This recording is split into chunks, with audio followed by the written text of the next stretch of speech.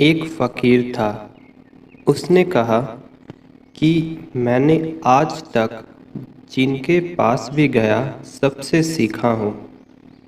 किसी ने पूछा, यह कैसे हो सकता है? एक चोर से क्या सीखिएगा आप? उसने कहा, एक बार ऐसा हुआ, हम एक चोर के घर में मेहमान थे और ऐसा हुआ कि उस चोर के घर हम 1 महीना तक मेहमान थे। वह रोज रात को चोरी करने निकलता और 3 बजे 4 बजे वापस लौटता।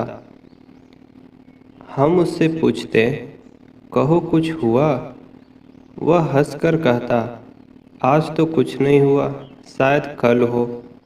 1 महीना वह चोरी नहीं कर पाया। कभी दरवाजे पर सैनिक मिल गया, कभी लोग घर में जगे थे, कभी ताला नहीं तोड़ पाया, कभी भीतर भी घुसा खजाने तक नहीं पहुंच पाया। और वह चोर रोज रात को थका हुआ लौटता और हम उससे पूछते कि कहो कुछ हुआ? वह कहता, आज तो नहीं हुआ, लेकिन कल शायद हो। हमने उससे यह सीख लिया। हमने सीख लिया कि जब आज न हो तो फिक्र मत करना, याद रखना कि कल हो सकता है। और एक चोर जो चोरी करने गया है, निपट खराब काम करने गया है, वह भी इतनी आशा से भरा है। तो उस फकीर ने कहा, उन दिनों हम परमात्मा की तलाश में थे। हम परमात्मा की चोरी में लगे थे।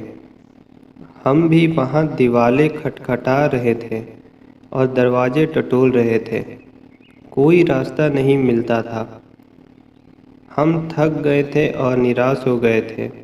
हमने सोचा था, फिजूल है सब, छोड़ दे।